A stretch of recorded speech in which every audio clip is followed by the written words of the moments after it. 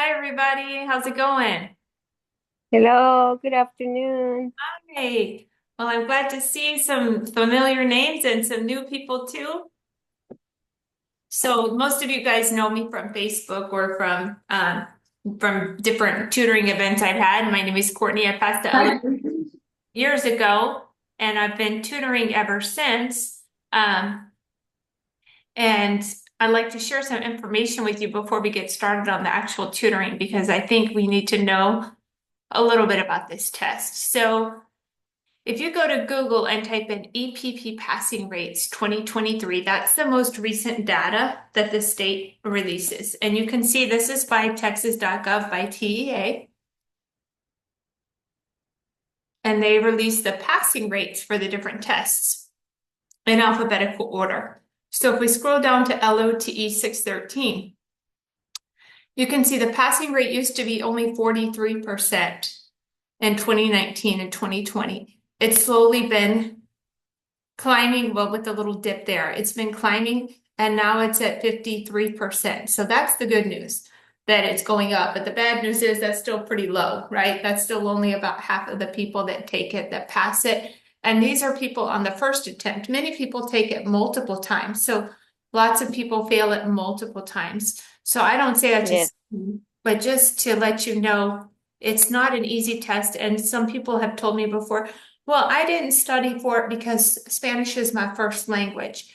But it really doesn't matter if you're a second language learner or a first native speaker, heritage speaker. Everybody has to prepare for this test because it's not just do you know Spanish, it's do you also know pedagogy, instruction, and assessment? And also, are you able to think about, speak, and write about topics you haven't seen before with very little prep time? So it's not just Spanish, right? that's true. Yeah. Now let's go and look at the Texas NES-INC manual. So if you Google Texas NES-INC manual, this is the free manual where you go when you register for your test. And some people think they can just look at this and this is enough to pass. But this is more of a starting point. It's not really a study guide. They call it a preparation material, but it's more of a starting point. For most people, this is not going to be enough for you to pass for this reason. Let's look at their pedagogy section. Um,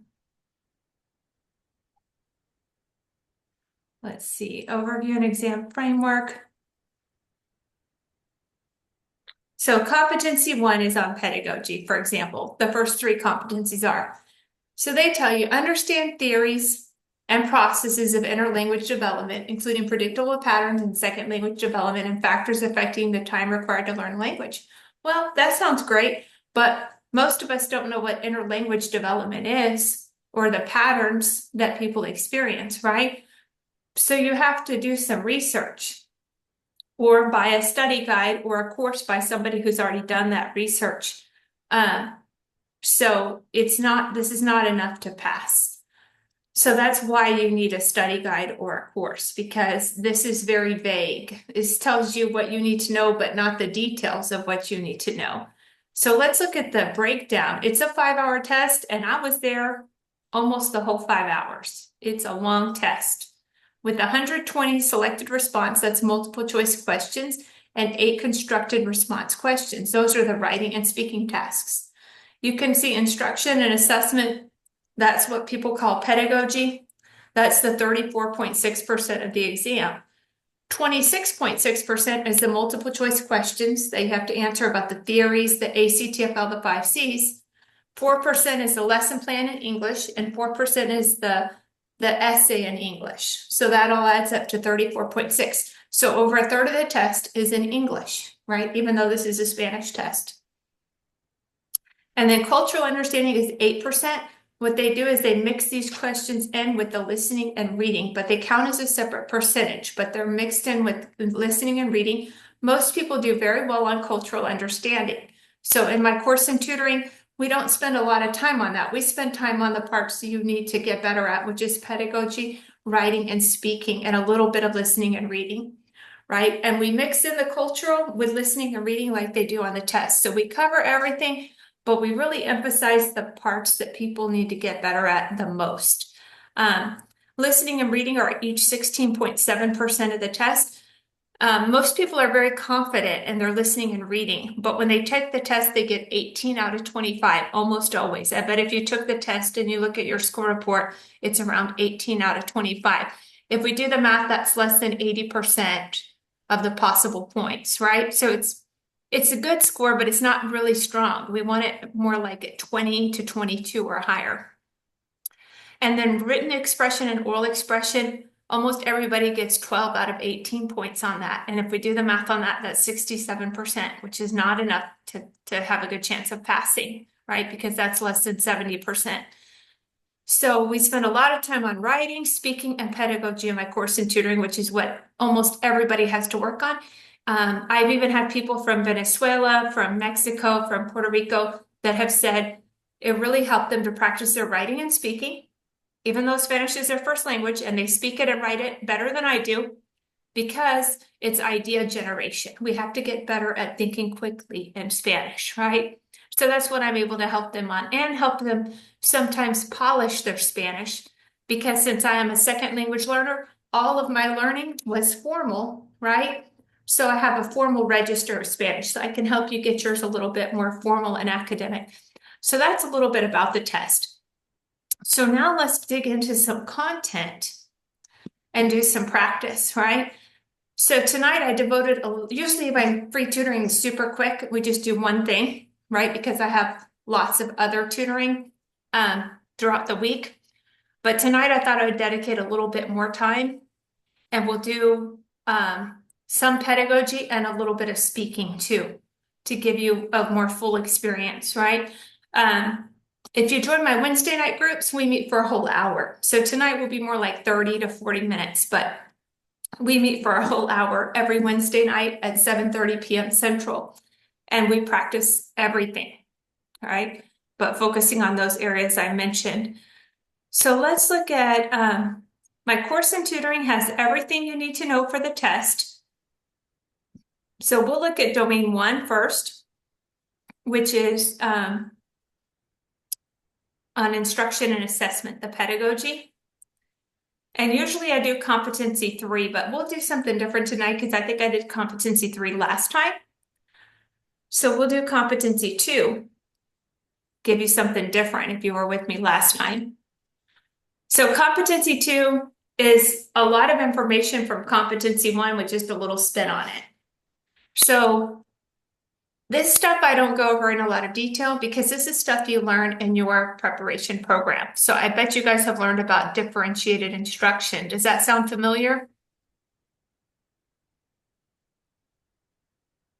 Differentiated instruction, it's meeting the needs of all learners, right?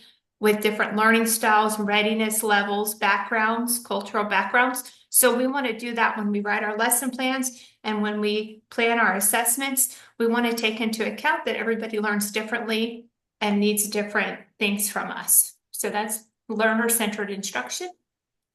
We want to use different types of assessments. So formal assessments make students a little bit nervous. They're for a grade, right? So a quiz or a test or an oral assessment, a presentation, right? Because some students get so nervous they don't perform well on that. So we also want to use informal assessments, something like a show what you know, an exit ticket, something like that. Formative assessments are given while you're still teaching a unit. So I think of it like this. I'm still forming my instruction and they're still forming their knowledge. So it's a formative assessment. A summative assessment is given at the end of a unit when everything's done, everything's summed up. So we're not planning further instruction because we're done instructing. We're just seeing what they master. So it's kind of like the STAR test. We give the STAR test at the end of the year. And we're not planning further instruction because the year's winding down. But it tells us, did they master what was supposed to be learned in that grade level or that class? An integrated performance assessment is only used for language teachers, and it assesses interpersonal communication, interpretive communication, presentational communication. You want to use rubrics when you evaluate students. Rubrics show how to get a perfect score and how to get a lower score, right? And we'll look at one when we do the speaking. So I'm going to save that for when we do the speaking. But you want to use rubrics when you grade students. It helps you grade more fairly. We also want to teach students metacognitive strategies. That's thinking about your own thinking or self-evaluation. So as you read out loud to them, you say, I didn't understand that part. I'm going to go back and reread that. Or I don't understand this word. I'm going to look for context clues. Or I'm going to see if it's a cognate that can help me figure it out. Cognates are words that look alike and have the same meaning, right? So we show them how to evaluate their own thinking. That helps them become better readers in L1 and L2, language 1 and language 2. Everything we do needs to be based on the TEKS. Now, luckily, if you teach at a district, your instruction will already be based on the TEKS because your curriculum has to be based on the TEKS. You have to know the ACTFL guidelines because this comes up on the test on the multiple choice questions, and also because when you have to write your lesson plan, you have to write the lesson plan appropriate for the ACTFL level. So there's a 20-something page document that's the performance descriptors that you can definitely read, and I think you should. And it's free. If you just Google ACTFL performance descriptors, it'll come right up, right? But I made a chart that you have access to if you do my course in tutoring, and it breaks down everything in a real easy way, all on one sheet, right? It used to be that it was only novice, intermediate, and advanced on the test. That was it.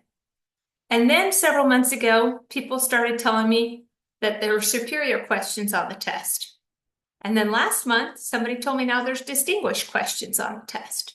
So I'm always updating my stuff, so you have the latest stuff.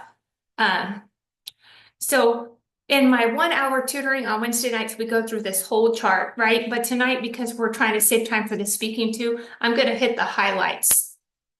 But if you join my Wednesday night tutoring, we would go over the whole chart, and you'd also have a recording of me going over the whole chart. But basically, at the novice level, they should know words and phrases. That's it. And they're hard to understand whenever you hear them speaking. I know because I teach Spanish 1. And I have to listen very carefully to figure out what they're saying. Like when they're saying body parts, el pie is el pie, right? La cabeza is la cabeza, right? They're still working on their pronunciation. So they're hard to understand. And I have to have context to know what they're saying, right? Because they're still at the novice level. Once they get to intermediate, they should be able to put together sentences. And they're starting to touch on other tenses, to conjugate in other tenses. They're starting that, right? And second, native speakers that are sympathetic would understand them. So if they're used to language learners or they're taking an interest and they want to understand them, they would understand them. At the advanced level, they should know paragraph communication. They could speak in paragraphs, understand paragraphs. They can use all verb tenses with varying levels of skill, right? At advanced low, they do it with some control. At advanced mid, with good control.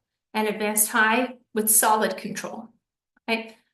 So they're using all tenses, and anybody should understand them, even if they're not used to language learners. Everybody should understand them. It doesn't mean they won't have an accent or they won't make mistakes, but everybody should understand them. When you get to the superior level, they can handle abstract topics, right? And notice there's no sub-levels. For novice, there's sub-levels: low, mid, high, intermediate, low, mid, high, advanced, low, mid, high. Superior and distinguished are just one level.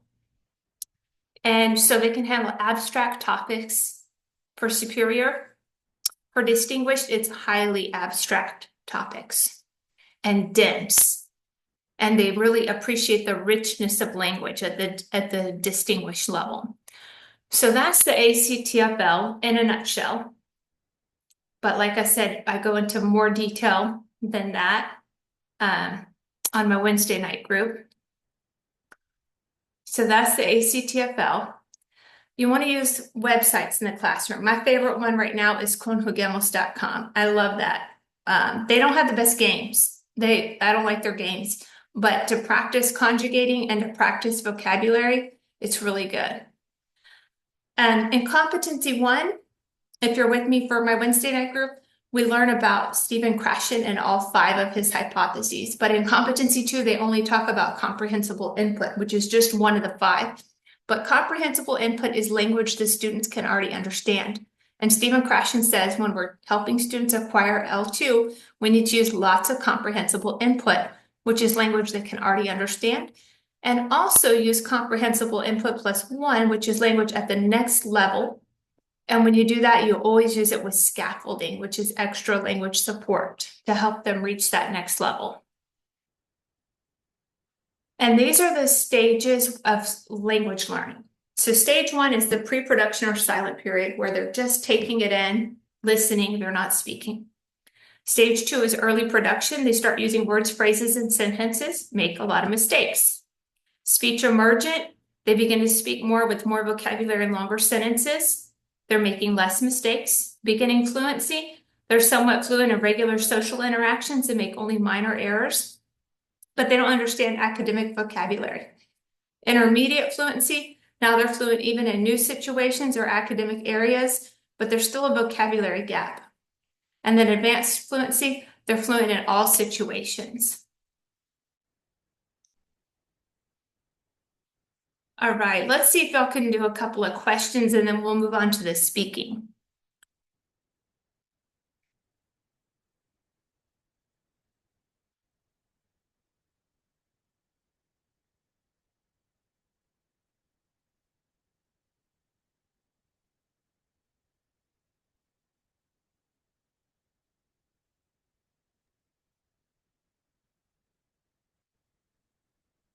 Yeah, while you're still working on a unit, that's right.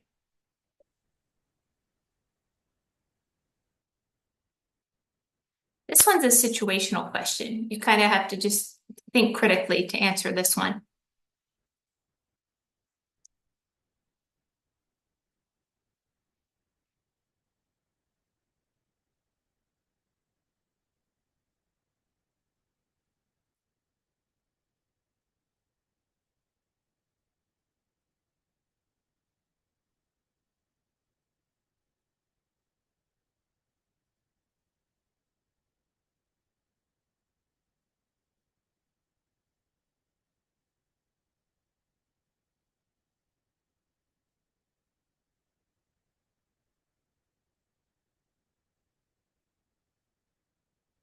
And this one, there's some key words. So they have to write in the target language for useful purposes they could use in everyday life, right? So out of these 4 options, an essay is not everyday life. A short answer, not really everyday life. An email, that's everyday life. And then an autobiography, that's not everyday life. So you have to look at those keywords. So now let's do a speaking task. So in my course, you can see I've got stuff for everything, a full-length pedagogy test to check your understanding, sample lesson plans, and then you write your own lesson plan and upload it, sample essay in English, and you upload your own essay, a little bit of cultural understanding, lots of listening practice, lots of reading practice, and then for writing, samples of each one. Plus I teach you accent marks because almost everybody I work with needs to know where the accent marks go. So first I teach you that, and then a sample, and then you upload your own writing task for homework. But let's look at the speaking. We'll do the oral presentation.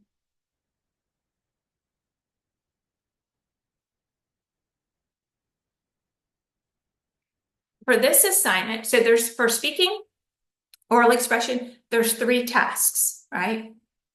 And it's 12%, so each one is 4% of your grade, right? So if you mess up on one, just try to stay calm and realize you can do well on everything else on the test and still pass, right? But don't get so nervous that you mess up on all 3, because then that's 12% that you messed up on, right? So you have 15 seconds to review the directions of the situation presented on screen.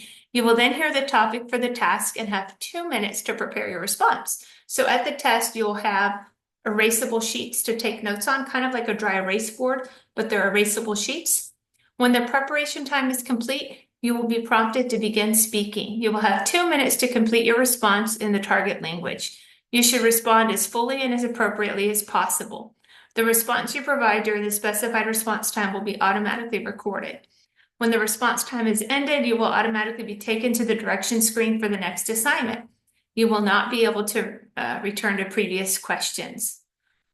All right, so we listened to it only once, which is hard. You had 2 minutes to take notes, and then immediately after that, 2 minutes to speak, right? No breaks, no extra chances. On the other test in Spanish, the BTLPT, they get to hear the topic twice, but you guys get to hear it once. So it's challenging. So what we're going to do is we're going to practice, and I hope somebody will be willing to practice in front of everybody tonight. I think this is a great way to get ready for the real test, right? To practice speaking in front of everybody. So we'll listen to the topic, and then I'll set a timer for 2 minutes, and then I'll reset the timer for 2 minutes, and somebody can speak. So let me set a 2-minute timer.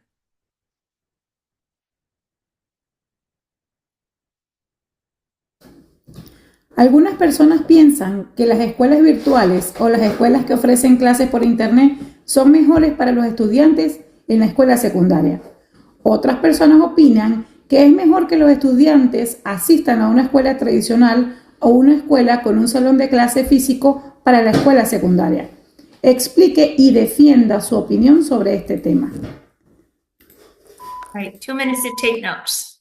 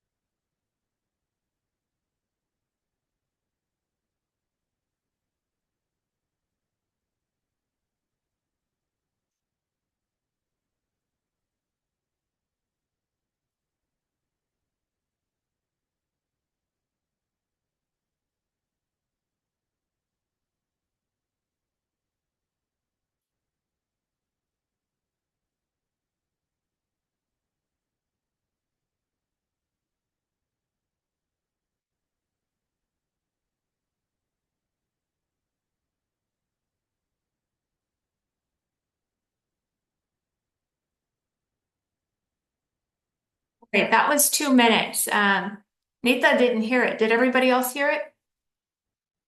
Did you guys hear the question?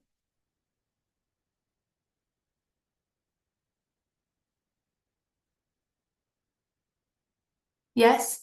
I'll basically tell you the question and then we'll go on. Some people think traditional school is better. Some people think virtual school is better. What do you think and why? So before somebody responds, on this assignment, we're asked to give our opinion, not a list of pros and cons. So we don't want to tell all the reasons virtual school is good and all the reasons traditional school is good. We want to pick one side and defend it, right? We want to use proper formal Spanish. So that being said, does anybody feel up to speaking for just, doing your best? It might not be 2 minutes, but giving it a shot. Does anybody want to try this? And I'll give you feedback.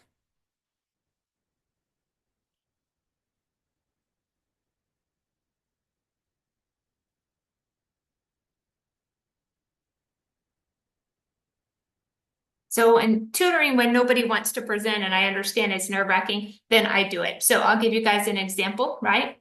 And as you know, Spanish is my second language, right? So what I love about the way they grade, in fact, let's look at this real quick before we start. Let me show you something. If we look at the speaking rubric, to get a perfect score on the presentation, you need to fully address the task. That sounds obvious, but a lot of people don't do it. What you say needs to relate to the topic. Your examples have to be appropriate and effective. Now let's look at language use. Show a high or mid-high degree of control of a variety of structures. So you're using different verb tenses. A few grammatical errors occur with no evident patterns. I love that. That means you can actually make mistakes and still get a perfect score, right? Varied vocabulary used with precision, high level of fluency, very good pronunciation, well-organized response, register is appropriate. That means your level of formality. Okay, so now I'll give you my response, right?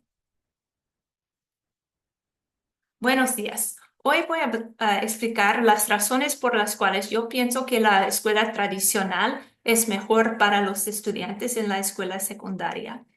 Para empezar, yo creo que los maestros en las clases físicas, con los salones de clases físicos, pueden proveer ayuda de una manera distinta y mejor que los maestros virtuales. Además, yo creo que los estudiantes necesitan tiempo con sus compañeros en un salón de clase donde pueden comunicarse en persona en vez de virtualmente. Yo creo que es necesario comunicarse. Además de la comunicación entre los estudiantes y los maestros, yo creo que también es necesario tener un salón de clase físico, porque en casa hay demasiadas distracciones.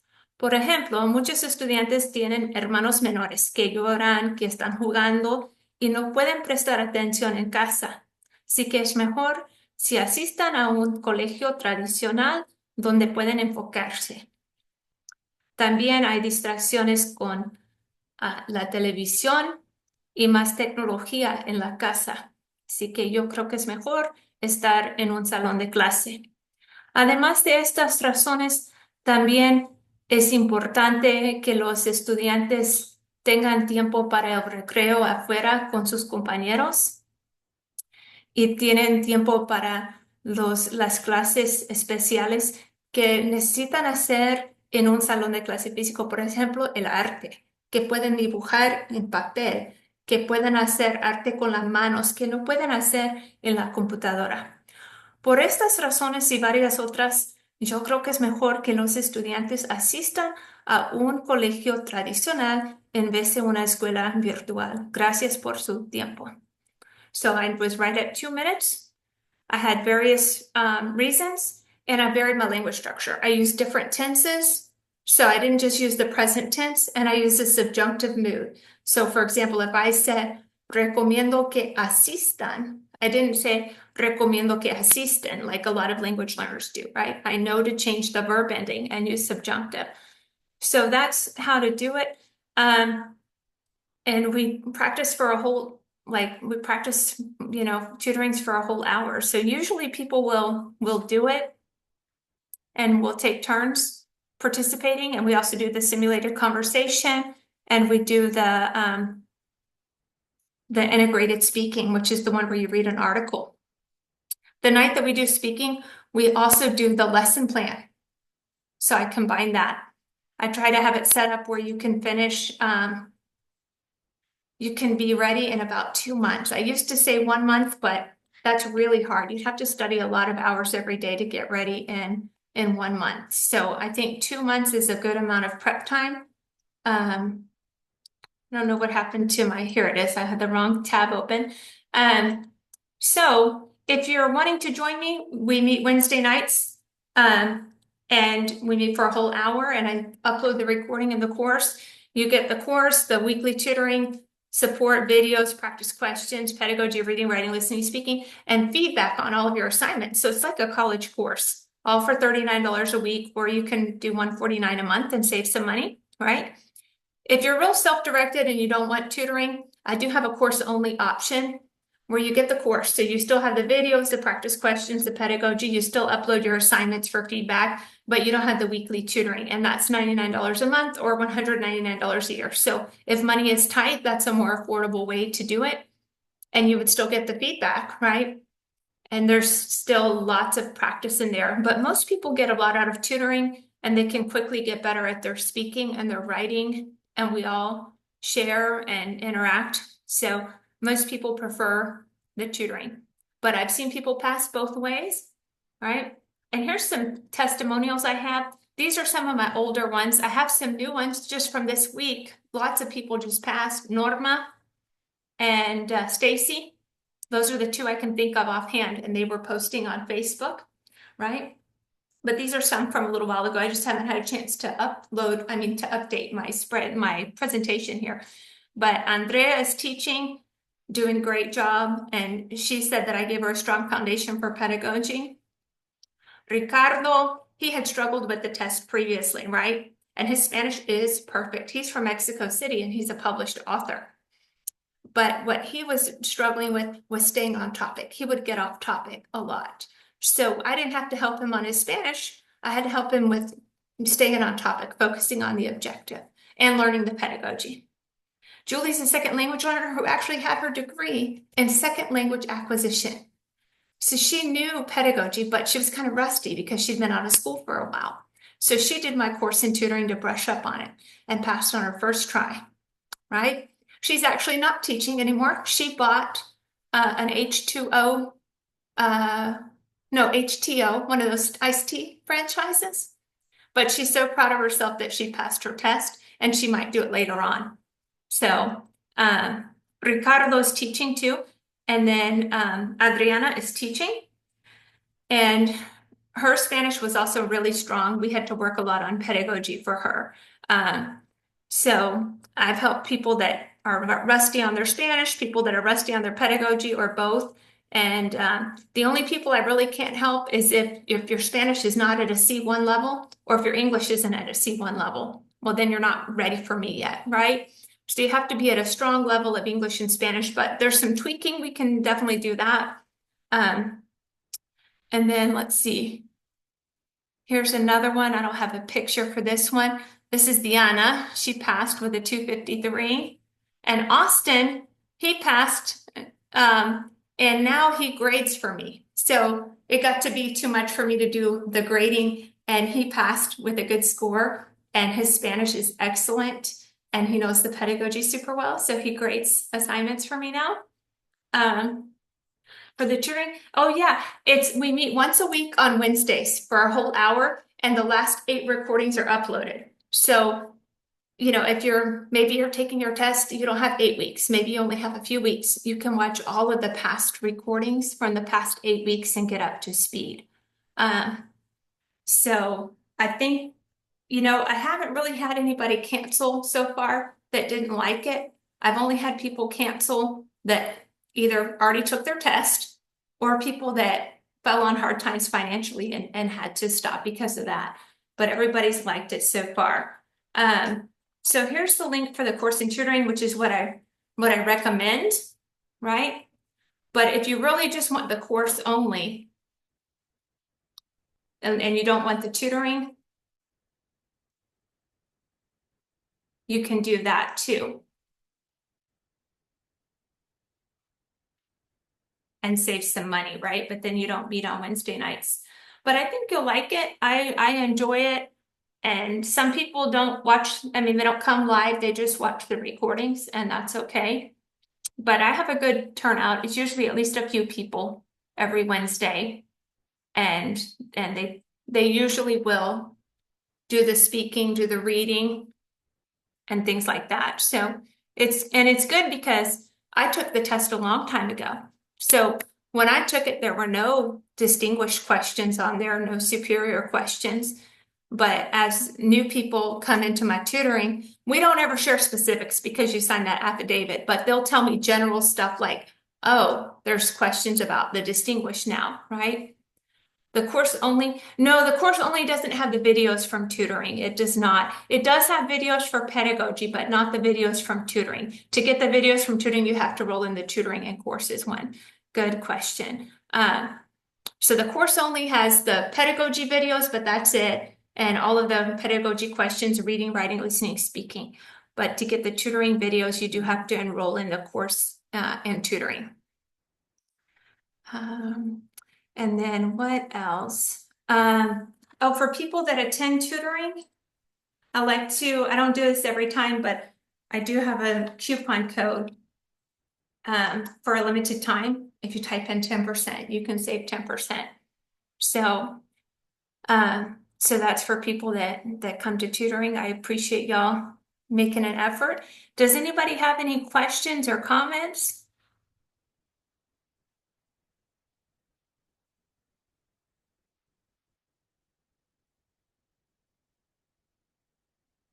Yeah, you can text me. That'll work.